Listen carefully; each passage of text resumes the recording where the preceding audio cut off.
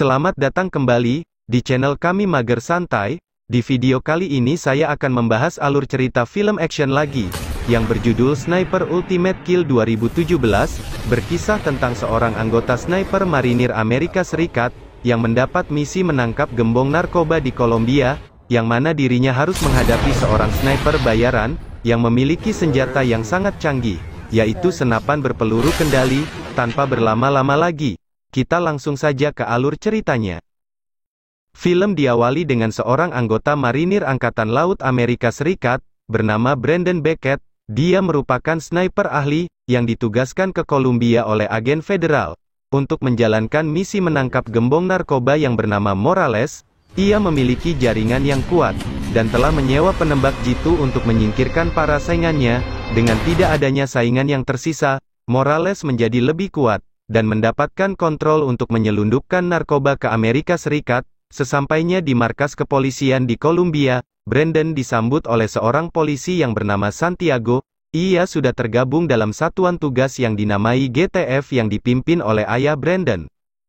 Mereka mulai memperkenalkan identitas Morales sebagai bandar narkoba yang terbesar di wilayah itu, juga kerap melakukan sejumlah kegiatan lain yang melanggar hukum, seperti pencurian minyak, perdagangan manusia, merekrut anak jalanan untuk dijadikan sebagai anak buah. Tak lama kemudian datanglah seorang wanita yang bernama Kate Estrada. Ia merupakan seorang agen di Lembaga Anti Narkoba Amerika, yang sudah bertugas selama 3 tahun, untuk menangkap Morales. Maka dari itulah Brandon diutus untuk mengamankan ke dalam menjalankan operasinya. Kate sendiri adalah tipe orang yang temperamental, dan ambisius. Ia menginformasikan kepada seluruh rekan dan petugas, bahwa penangkapan Morales akan dimajukan esok hari. Tapi Brandon merasa keberatan dengan keputusan Kate, yang terkesan terlalu terburu-buru, sebab dirinya belum melakukan pengintaian dan pengamat terhadap lokasi yang dituju. Namun Kate tetap bersikeras dengan alasan tak ada lagi waktu selain esok hari. Cerita keesokan harinya, Brandon ditemani oleh Santiago sebagai pengamat dan mulai menjalankan misi pengintaian terhadap wilayah peternakan, yang diduga sebagai tempat Morales bersembunyi. Mereka akan menggerebek Morales. Di sisi lain, Brandon sudah sampai di tempat pengintaian, tidak melihat seorang pun di dalam rumah, hanya ada beberapa mobil dan truk yang sedang terparkir. Tim penyerbu segera mendekati rumah, dan ingin menggerebek rumah itu. Sementara Kate sedang bersandar di balik mobil. Ia terlihat gugup menjalani misi itu. Begitu pintu didobrak, mereka tak menemukan siapa-siapa. Tiba-tiba rumah itu seketika meledak, dan menewaskan banyak petugas. Sepertinya Kate tak kuat menyaksikan kejadian itu. Dari kejauhan tiba-tiba seorang sniper menembak kaki Kapten Garza. Sniper tersebut sedang diperintahkan untuk membunuh sersan ahli yang tak lain adalah Brandon. Melihat kapten yang terluka, Kate berusaha menolongnya. Namun ternyata si sniper melepaskan tembakan lagi, dan tepat mengenai wajah Kapten Garza. Seketika kepalanya hancur. Santiago berhasil menemukan lokasi persembunyian sniper musuh. Dengan cepat Brandon melepaskan tembakan. Namun ternyata tak mengenainya. Mengetahui kalau dirinya sedang dibidik, si sniper lalu kabur. Markas kepolisian, seorang keamanan nasional yang bernama John Samson, meminta agar operasi itu dihentikan, karena telah menelan korban jiwa 8 petugas dengan pangkat yang tinggi. Namun Kate berusaha mempertahankan misi itu. Ia beranggapan bahwa misi mereka telah dibocorkan, dan menduga Morales memiliki mata-mata dari kepolisian. Brandon meminta waktu 48 jam untuk menangkap Morales. Jika tak berhasil, ia akan berhenti dari operasi tersebut, dan pulang ke Amerika. Atasan pun menyetujuinya. Setelah itu Brandon menuju ke sebuah rumah untuk tempat tinggal. Brandon merasa masih kurang aman dengan rumah tersebut, karena sniper musuh bisa menembak mereka di rumah itu. Lalu Brandon menyuruh Santiago untuk memeriksa di sekitar, dan memastikan rumah itu aman. Singkat cerita, pada malam harinya si sniper yang bernama El Diablo, atau yang dijuluki Sang Iblis, ditelepon oleh Morales. Ia diberi kesempatan lagi untuk membunuh mereka berdua. Mata-mata Morales yang berada di lingkungan kepolisian telah membocorkan lokasi tempat mereka menginap. Sementara Brandon yang sedang berada di sebuah kamar, sedang memandangi foto dan laporan kematian rekannya.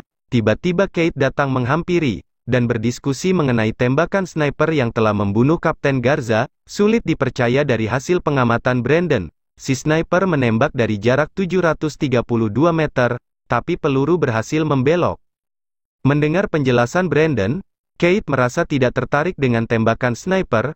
Ia ingin segera menangkap Morales. Namun Brandon meyakinkan Kate, ambisi yang terlalu berlebihan akan menelan banyak korban jiwa. Mendengar penjelasan Brandon, ia sedikit tersinggung. Ia pun meninggalkan Brandon.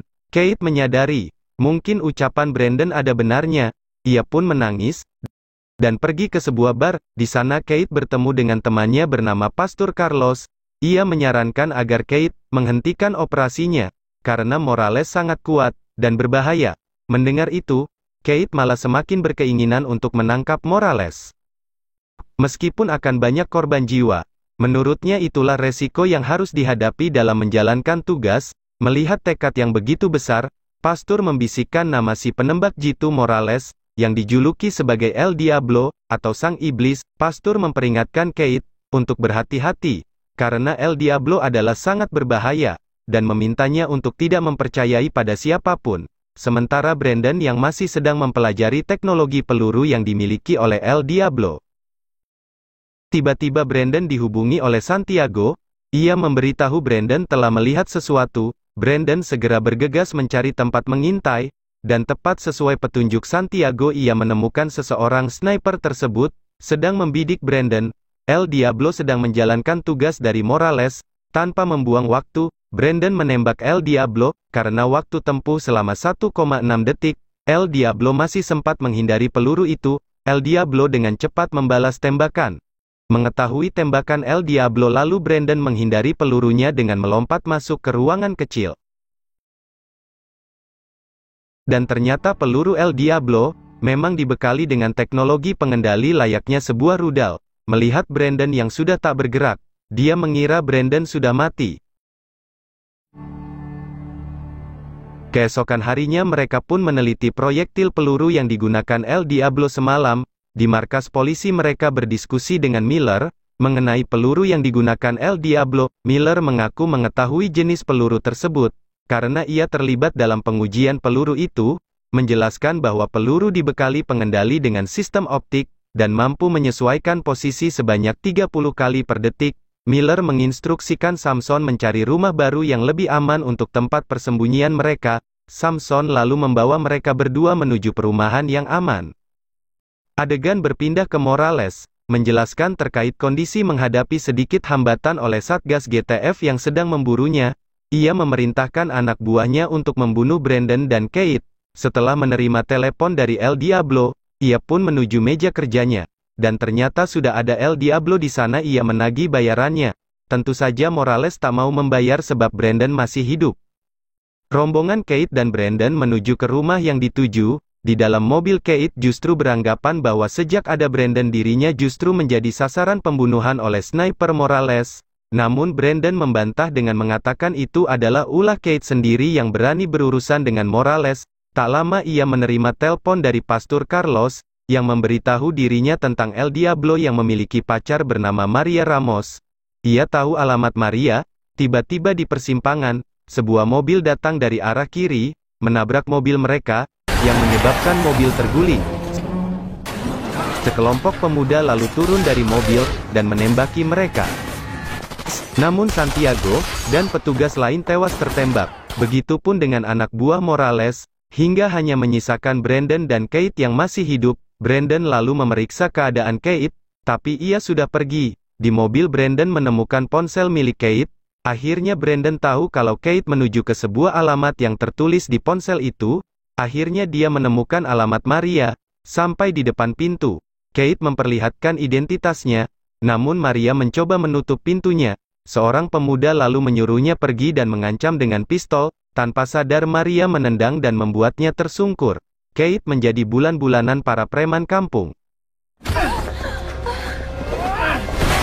Namun beruntung Brandon segera datang menyelamatkan Kate. Beberapa di antara mereka tewas, dan yang lain pada kabur. Dan orang yang lagi sedang ditangkap. Dari arah belakang Maria mengancam Kate dengan pistol, sembari berkata, "Kau telah melakukan kesalahan besar karena berani datang ke tempat mereka." Kemudian Brandon mengalihkan perhatian Maria dari belakang. Lalu Kate membalas perbuatan Maria, dan merampas liontin Maria. Di liontin menemukan foto Maria dengan seorang lelaki yang tak lain adalah El Diablo. Brandon lalu mengirim foto itu ke markas polisi, dan meminta agar mereka mencari identitas pria di foto tersebut. Brandon menelpon ayahnya, agar tak seorang pun yang boleh mengetahui posisi mereka berdua. Mereka berdua lalu mendatangi Pastor Carlos, dan meminta mencarikan tempat persembunyian yang aman. Pada malam harinya Morales mendatangi El Diablo dengan membawa sebuah pistol dan koper berisi uang. Ia meminta El Diablo untuk membunuh Brandon dan Kate Estrada. Ia sangat marah mengetahui anak buahnya banyak yang tewas oleh Brandon dan Kate. Singkat cerita, di sebuah klub malam, El Diablo sedang bertemu dengan salah seorang anak buah Morales. Ia meminta agar pria itu memberitahu di mana Brandon dan Kate. Setelah diberi sejumlah uang, akhirnya pria itu membeberkan bahwa ia pernah melihat Carlos bersama mereka. Di sisi lain, Brandon yang sedang berdiri di tepi jalan tiba-tiba didatangi oleh Kate menerima SMS dari Pastor Carlos untuk bertemu dengannya di depan gereja. Brandon merasa ada yang aneh. Setelah Carlos tidak mengangkat telepon tersebut, mereka berdua segera pergi menuju ke gereja. Brandon mengamati tempat itu dari jauh. Lalu ia mencari tempat persembunyian dan Brandon lalu menyiapkan senjatanya. Sementara Kate melakukan pemantauan, ia tak menemukan satupun yang mencurigakan. Tiba-tiba sebuah mobil besar berhenti tepat di depan sebuah pohon, dan beberapa orang keluar dari mobil itu. Namun setelah mobil itu pergi, tiba-tiba mereka melihat Pastor Carlos yang sedang digantung di pohon. Kate ingin segera menyelamatkan Pastor, tapi dengan cepat Brandon mencegahnya. Katanya itu adalah jebakan, agar mereka berdua keluar. Di sisi lain, El Diablo sudah bersiap-siap dengan senjatanya sedang menunggu mereka muncul. Karena sudah tak ada pilihan, Brandon menembak tali gantungan Pastor Carlos.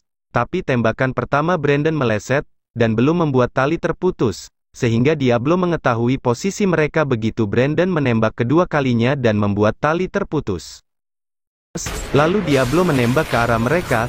Beruntungnya kawat besi di ruangan itu mampu melindungi mereka. Pastor yang sedang berusaha melepaskan jeratan tali di lehernya tiba-tiba dihajar oleh peluru El Diablo. Mendengar suara tembakan itu, Brandon tahu kalau Pastor telah ditembak. Mereka berdua hanya bisa saling menatap dengan penuh kecemasan. Di esok harinya jenazah Pastor pun diiringi oleh para jemaatnya yang berduka atas wafatnya sang Pastor. Mereka merasa sangat sedih karena kehilangan Pastor. Tapi tak lama kemudian Brandon melihat seorang anak buah Morales. Ia juga sedang melihat Brandon ketika pria itu kabur. Brandon lalu mengejar orang itu. Dan akhirnya, Brandon berhasil menangkapnya. Lalu ia menyadarkan pemuda itu, bahwa Morales yang telah membunuh pasturnya. Brandon lalu meminta pria itu untuk memberitahu tempat persembunyian Morales. Awalnya pemuda itu menolak, karena takut dibunuh. Akhirnya pemuda itu bersedia memberitahu setelah Brandon berjanji akan melindunginya. Kemudian Satgas GTF menyergap persembunyian Morales, dan ia tak bisa memberikan perlawanan sedikit pun. Namun Samson ingin Morales disidang ke pengadilan federal di Miami. Mendengar keputusan dari Samson, Brandon merasa kemungkinan El Diablo tidak akan membiarkan Morales hidup sampai ke pengadilan. Morales dan seluruh tim GTF akhirnya pergi ke Miami, dan benar saja El Diablo juga menyusul mereka ke Miami.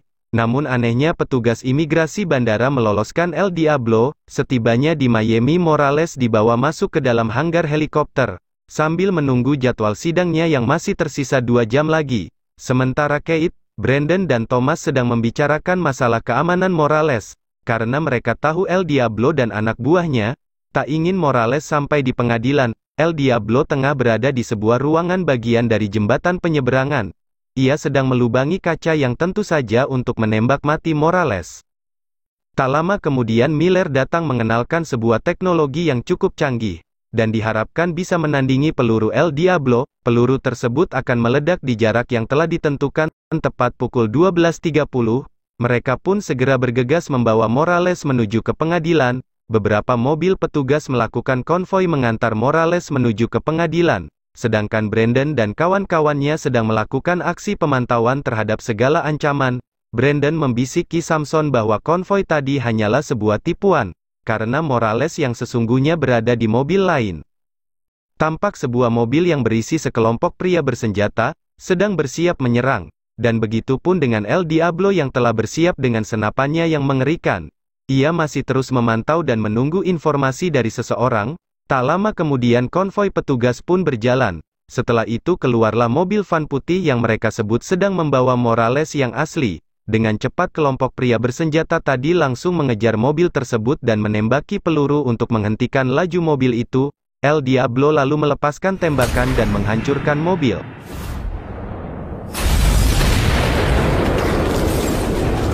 Melihat tembakan itu, Brandon lalu menyuruh Kate untuk mengamati lubang kaca pada jembatan penyeberangan yang ada di kejauhan.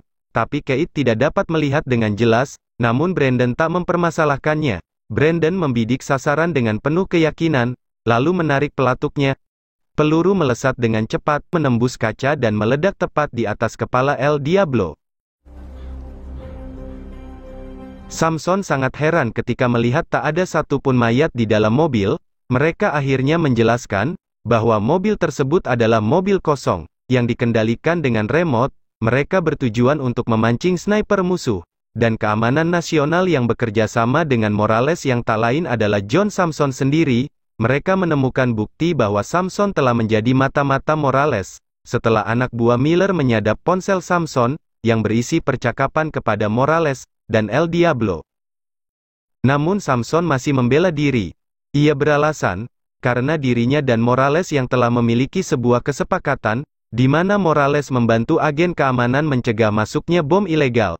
Namun Brandon dan mengingatkan kembali korban-korban akibat ulah Morales, tapi Samson malah balik menyalahkan Morales. Mendengar itu, Kate langsung menghajar Samson sampai pingsan. Akhirnya Samson dibawa ke pengadilan untuk mempertanggungjawabkan perbuatannya dan film sekian.